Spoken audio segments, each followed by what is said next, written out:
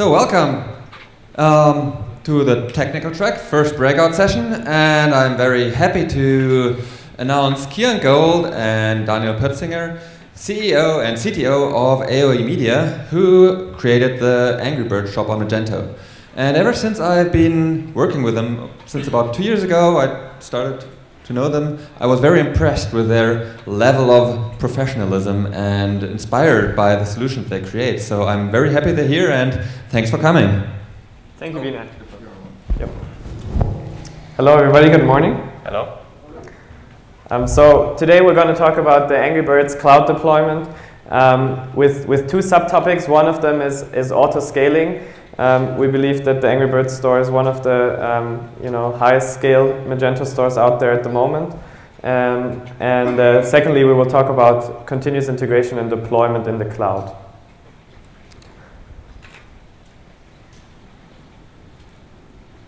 So maybe just a little bit of information about the actual project. So Angry Birds was in the situation that they needed to do something about their merchandising store. They had started with a very simple SaaS solution, and they needed to really roll out their e-commerce operations globally. And one of the main reasons for that was that nowadays actually Angry Birds only makes about 40% of their revenue with the game and licenses for the game itself. And all of the rest is done through merchandising and licensing of their products. So e-commerce has become a very, very important revenue stream for them. And they were looking for a solution that can scale with their extreme peaks that they have. They are a very unusual company in terms of the peaks they have. Most e-commerce stores have the typical 2 peaks a year, and Angry Birds has peaks whenever they launch a new game, and those peaks can be up to like 80 times the normal traffic. So yeah, let's go into the general architecture that we set up for this environment. Okay, so this is just the first high-level view of the Magento universe that is used for Angry Birds. Of course, we have the Magento Enterprise version in kind of center that does all the shop functionality. We have several storefronts for all the different regions. It's also used for financial reporting in the back end. All the products are really managed in Magento. A special thing here is that the inventories are also managed for different warehouses, and of course all the order management is done there. Magento is connected to some third-party services in this project. So we have a DRM server that is responsible for fetching the licenses whenever you buy a PC game, for example. It's part of the order management workflow. We have a separate mail service that's especially important if you deploy to the cloud, because you need a way to reliably send emails. We are doing this through a separate mail service. We have a gift card service for marketing, and we use Braintree as a payment provider. A special thing here is that the Magento store is connected to Shipwire, which is responsible for the fulfillment in the inventory management. This is also where Magento gets all the inventory stocks for the different warehouses from.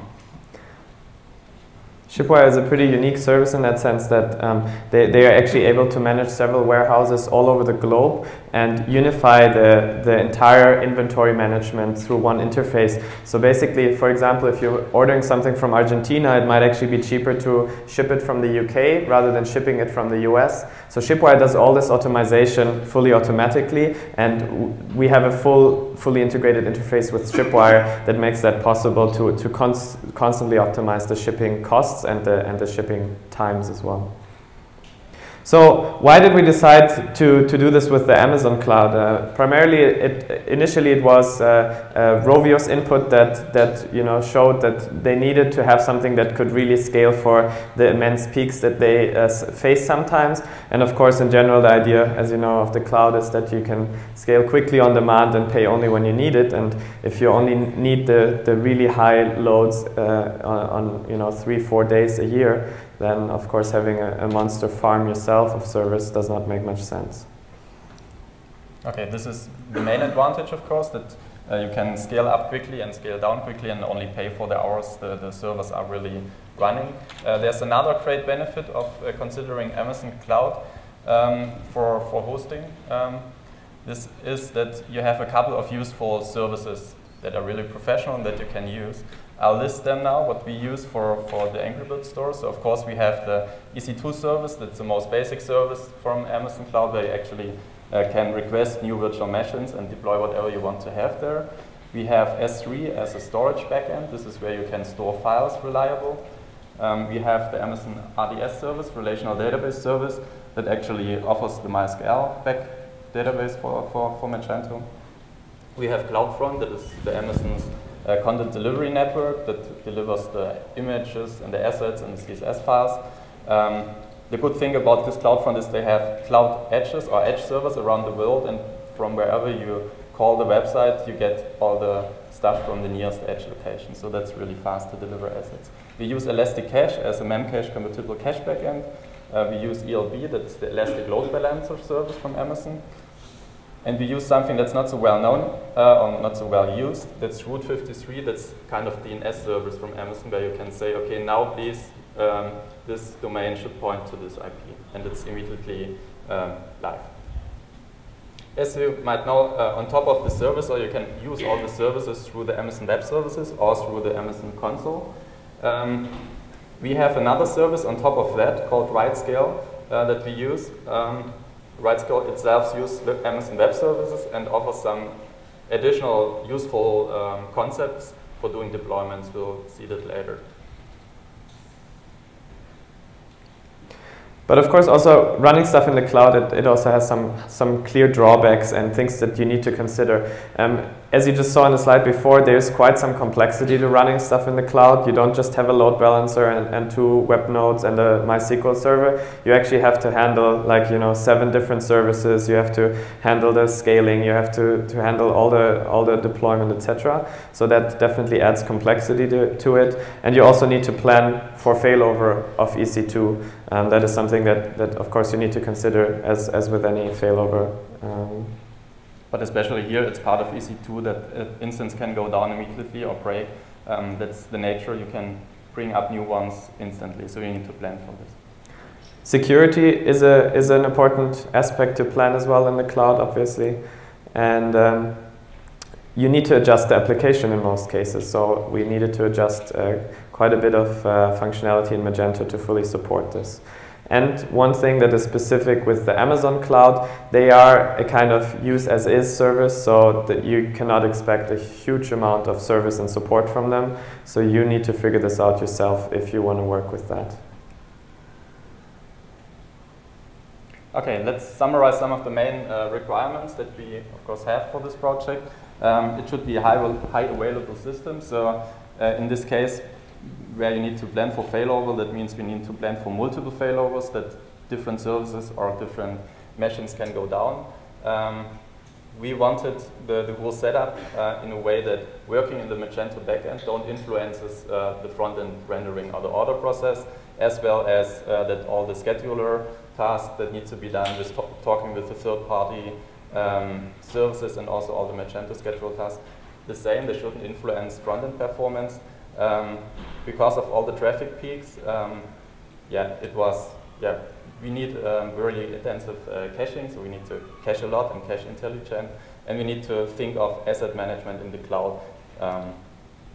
You'll see this. Okay, let's get a bit more technical with an overview how actually the hosting or the cloud infrastructure of this system looks like.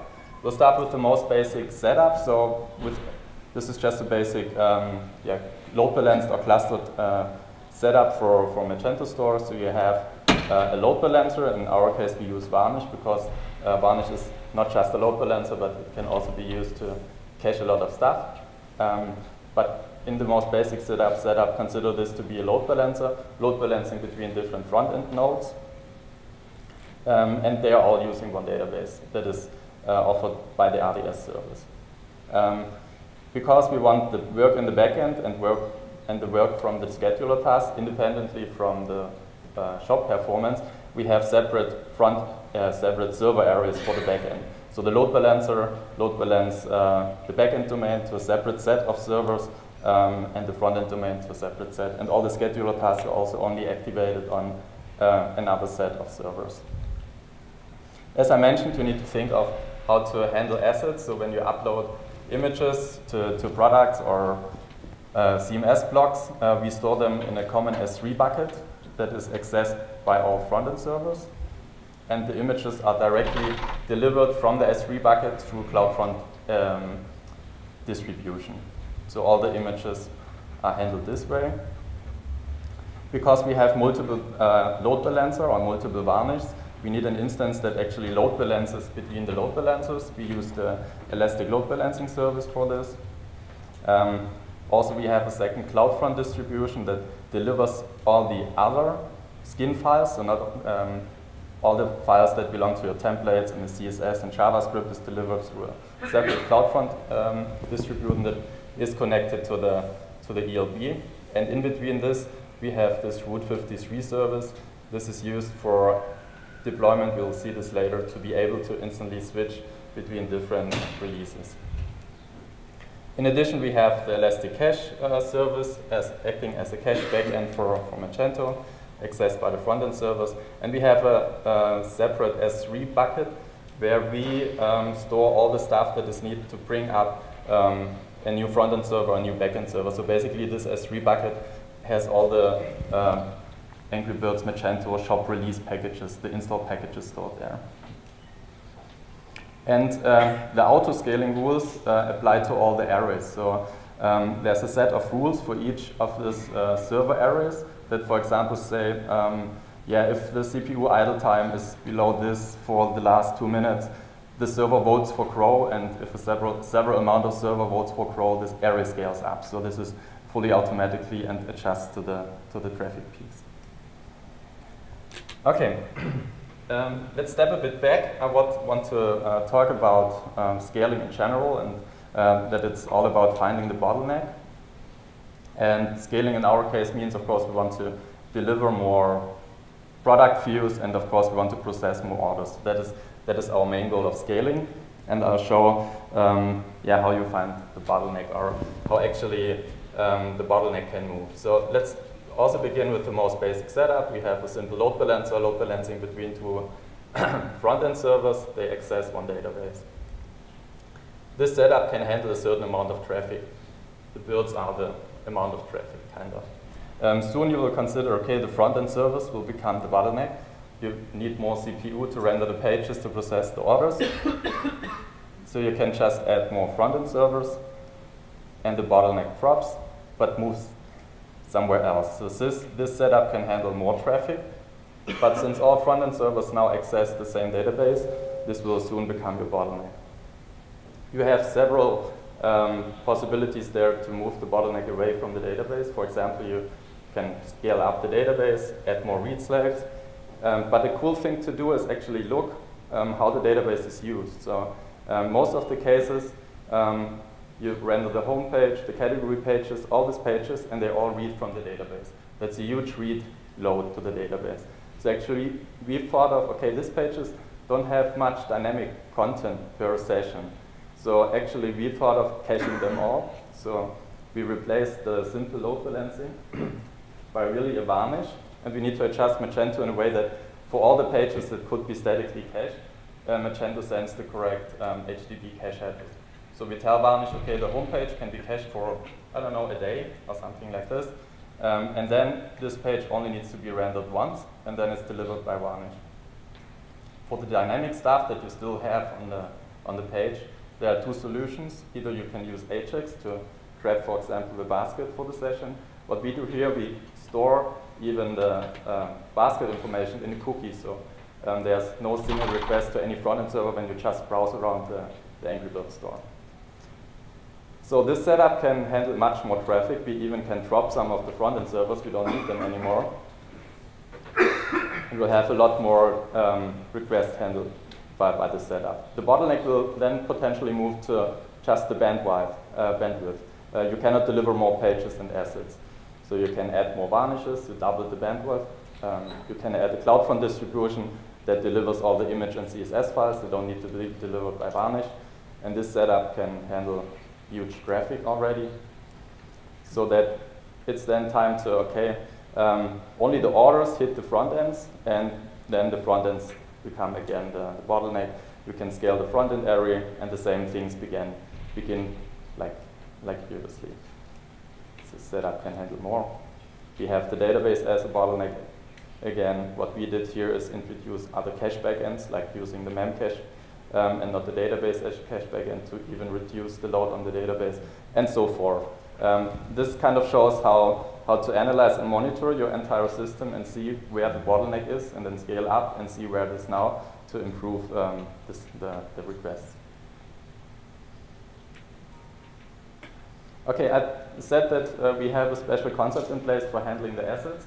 This is how it works from the basic workflow. So whenever an editor in the backend adds a CMS block, edits a CMS block or a product and uploads an image, the original image is uploaded to this S3 bucket.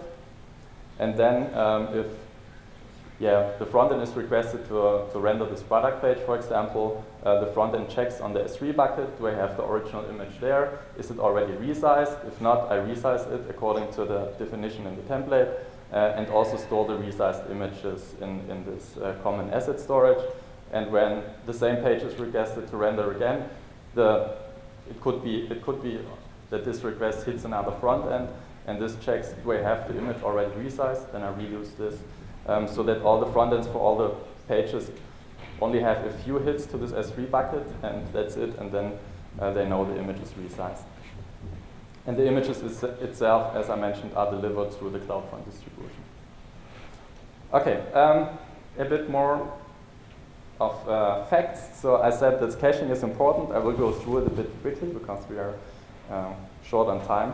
So the main goal of caching is we want to achieve a high hit rate. That means we want to cache the things that are requested more frequently. So this is the top one goal. Caching is always easy. That's what I say, but caching things right or caching right is really difficult.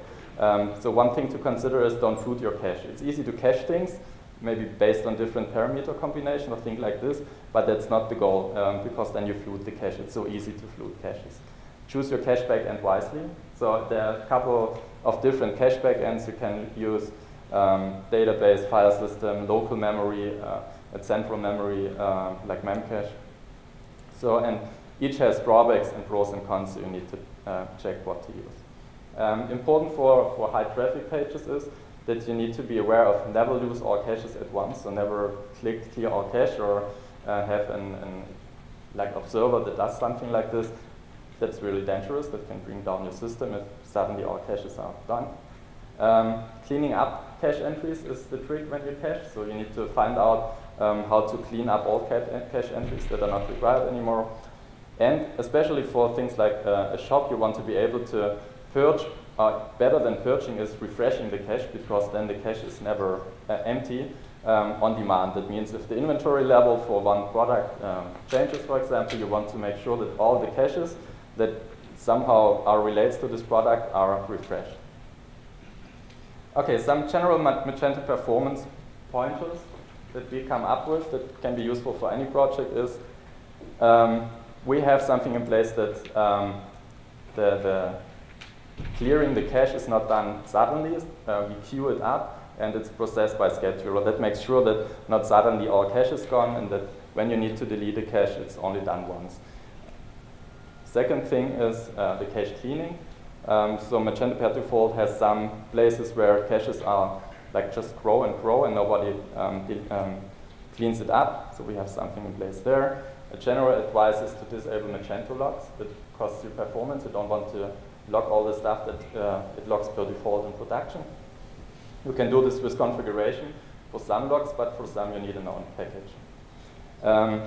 Actually, if you want something like varnish or reverse proxy, the best thing is to need to tell Magento to send the correct cache headers. That's what we did here.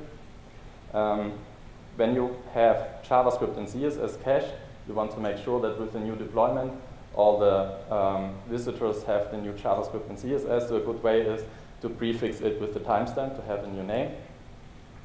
And the general advice, I cannot say, that's really important, this profile. I mean, every application is different, so you need really to dig in where the most time is spent, and there are a couple of nice profile tools around. New Relic is really cool. I would recommend have a look there, but I won't go into all the details here. All these modules, by the way, are available on GitHub, so you can just get them there. Yeah, true. Okay. So the last boring slide.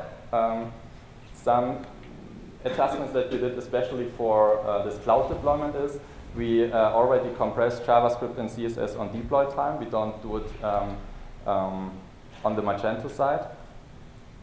We use the deployment name, or actually the name of the current release, as a cache prefix, because it might be that several deployments are live at the same time and that caches don't interact or conflict with each other. We have a special cache warm-up script, so whenever we do a new deployment, we make sure that the important stuff is in the cache.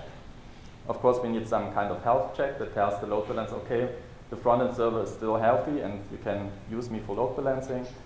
We have something that purges the varnish because it's a separate instance. Magento needs to tell them whenever inventory level changes or something like this, that this page should be purged and varnished. We have the special email service in place. That's a thing that you need to consider when you host in the cloud, how to send emails, and you need to find out a smart way of handling assets in this cluster setup. This is, by the way, a short screenshot of all the scheduler tasks that are running on the worker service. You see that there are a couple of services doing the cache cleanup, talking with the license servers and things like this. Oh no, that's you wanted to go on. Yeah, so a few things that we learned in the process of doing this, and one of the most important ones is actually 404s are way too expensive. So that's something that you really need to keep an eye on, especially when you're relaunching an existing store where there might have been a lot of URLs that will lead to 404s. Make sure that you either redirect them or make sure that you have caching in place. I will show you a graph in a second where you can see what happens if the 404s are not cached, what happens to the performance. Another downturn is on the CloudFront side is that the S3 backend cannot handle gzip. So when you're doing continuous integration into the cloud, you need to consider that when deploying and bundling that you can't compress the stuff with gzip. And another thing very important to learn, don't ever hit reports in the Magento backend while you're on the production server. This is something that's very important because it is a very, very database load-heavy report functionality. Do that on a separate instance or do it through a third-party report server. If you have a lot of orders in the system, if you have a lot of traffic, don't use that function because it can actually kill the servers. You need to make sure that the reports don't hit the production database. You can use a read slave for this, something like this. Of course, whenever you do a deployment like that, you cannot foresee everything. And the most important thing is that you're prepared to fix things quickly. And this is where the whole continuous deployment and integration comes in that we're going to talk about in a few minutes. Be ready to deploy really quickly new features, new quick fixes in order to be able to do that. And so this graph that you see on the right is actually what happens when we deactivated the 404 error handling. So the peaks are just amazingly huge. Actually, one thing to add to that also is when you are launching for the first time in the cloud, make sure that your server array is scaled up to a lot more than you think you will need, because it's much easier for the scaling infrastructure to scale it down if it doesn't need it anymore than to scale it up by 3 times within a few seconds. That's not possible with an auto-scaling infrastructure.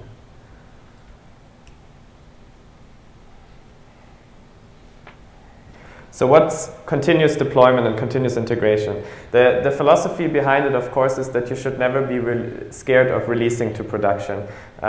We call this a non-event. Releasing to production should be a non-event. You want to have everything figured out before the moment that you release to production. And there are a few things that you should keep in mind to achieve that. The definition primarily of continuous deployment is that we want on-demand deployment of tested features and fixes in a quick and reliable way. This is really the essence of continuous deployment. And how do you achieve that?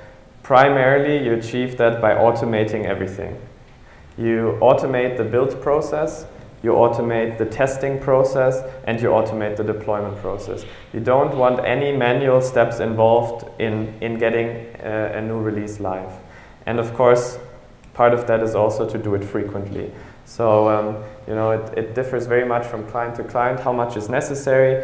Some clients we deploy every day, some clients we deploy several times a day, other clients we only deploy every few days, but you want to be able to deploy within minutes and at a very high frequency. Okay, what is necessary to achieve this? A nice pattern to this is think of deployment as a deployment pipeline. I'll go through it with the example of the Angry Birds deployment pipeline. So deployment pipeline actually consists of several stages. In each stage, something is tested. Every deployment pipeline begins with the commit and build step. This is the step where you read all the information from your version control, get all the latest source code, get the assets from a backup storage, and actually really build an installation package. This is what the package should reflect there. This installation package could be grabbed by any developer to set up a new, set up the current release of the Angry Birds shop, and this same package is used to deploy on all the systems. So one of the next steps is you want to be sure that all the unit tests are still running with the latest changes, and then if it passed this stage, you know, okay, this installation package is fine. Then we go and grab this package, install it on a separate latest instance. You know, okay, this package could be installed automatically. We do automated front-end tests based on Selenium to check if you can still add things to the basket, can do orders. And then, important here, of course, we do performance tests to see if the latest changes improved or worse the performance.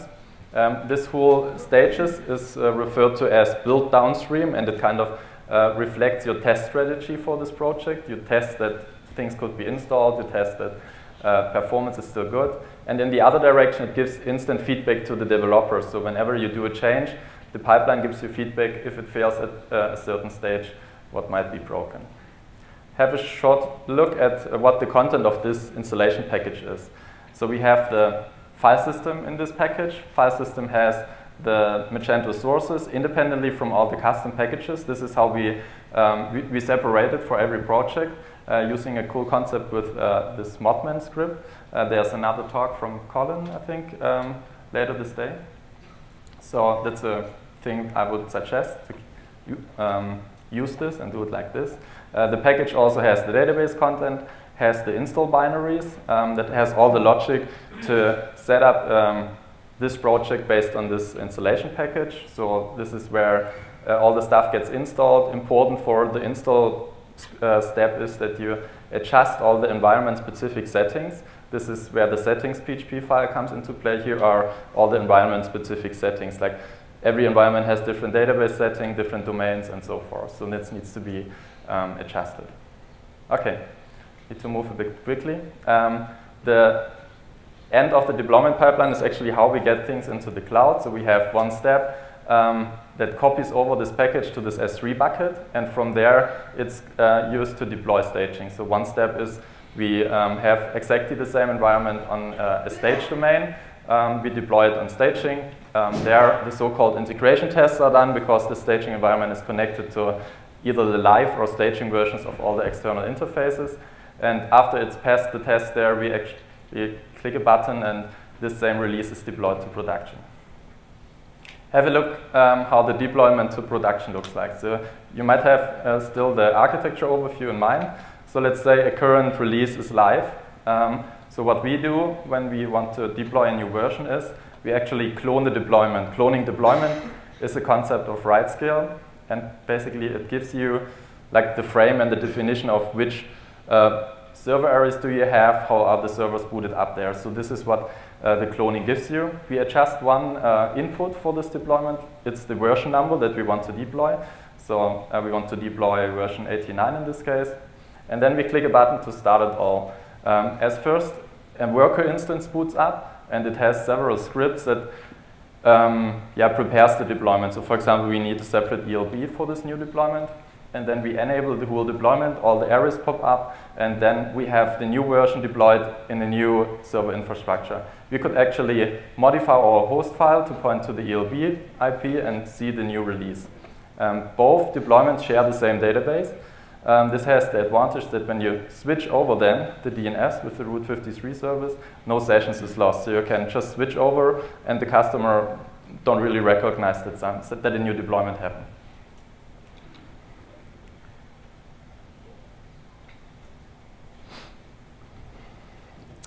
Yeah, how does this look like in real life? This is just a little account of how the first 4 days of the new Angry Birds store looked like.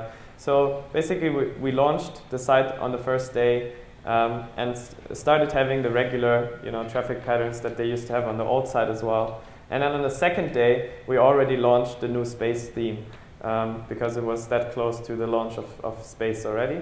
And once we had launched that, you can see on the traffic here, we have the general traffic pattern, and then from the new release that we deployed.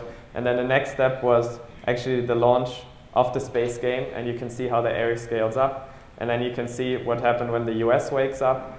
And that just gives you an idea of how this actually happens then in real life. And on the 4th day, we did the next deployment to already include some performance improvements of what we've learned. And what's really interesting in this whole infrastructure is that in some instances we had to use 25 different servers, but the amount of front-end servers that actually need to run Magento is only 1 to 2. There's in fact only 40% average CPU usage on those 2 front-end servers that we have. So in total, pretty much 1 front-end server would have even been enough to handle the checkout processes. Everything else is handled with the entire caching infrastructure. Well, that's it. We are at the end of the time. So thanks for listening, and we have time for questions now.